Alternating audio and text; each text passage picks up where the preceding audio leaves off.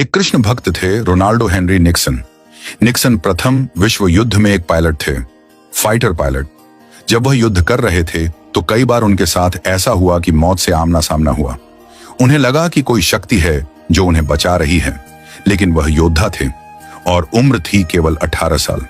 18 साल की उम्र में उन्होंने विध्वंस देखा था, लोगों को करीब से मरते हुए देखा था, मृत्यु को देखा था, खुद की मृत्यु को पास से गुजरते हुए देखा।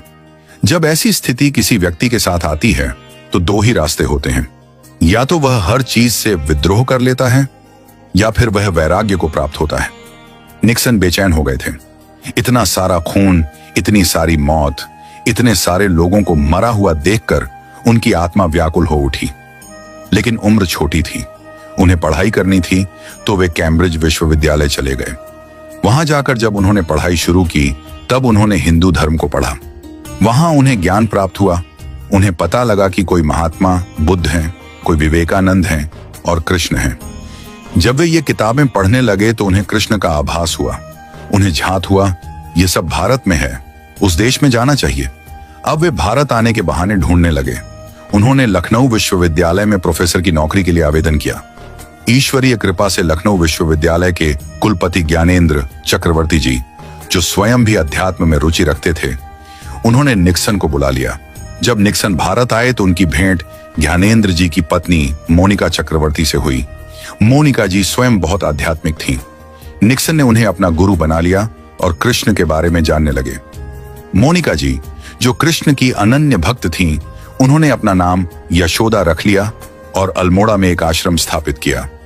निक्सन अपने गुरु यशोदा जी के साथ अल्मोड़ा चले गए। अब दिन रात हर पल वे कृष्ण की सेवा में रहते। उन्हें कृष्ण से इतना प्रेम हो गया कि उन्होंने कृष्ण को अपना भाई मान लिया। एक दिन यशोदा जी भी इस संसार से विदा हो गईं, लेकिन निक्सन उसी प्रकार कृष्ण की सेवा करते रहे, कृष्ण भक्तों की सेवा करते रहे।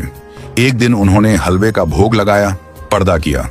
जब पर्दा हटाया तो देखा थाली में हलवा नहीं था, बल्कि उसमें एक छोटे बच्चे की उंगलियों के निशान थे। वे स्तब्ध रह गए। उन्हें लगा कि कृष्ण साक्षात आए थे। ऐसा पहले कभी नहीं हुआ था। उनका कृष्ण के प्रति प्रेम और भी गहरा हो गया। अब उन्हें पूरा विश्वास हो गया कि कृष्ण उनके भाई हैं और उनका भोग लगाने स्वयं आते हैं। एक बार एक और घटना घटी। सर्दियों के दिन थे। वे हमेशा सोने से पहले कृष्ण के लिए बिछौना लगाते थे, तकिया रखते थे, रजाई उड़ाते थे। कृष्ण को पहले सुलाते थे, फिर खुद बाहर कुटिया में सोते थे। उस रात बाहर सो रहे थे। आधी रात को बार बार एक आवाज आई, दादा दादा।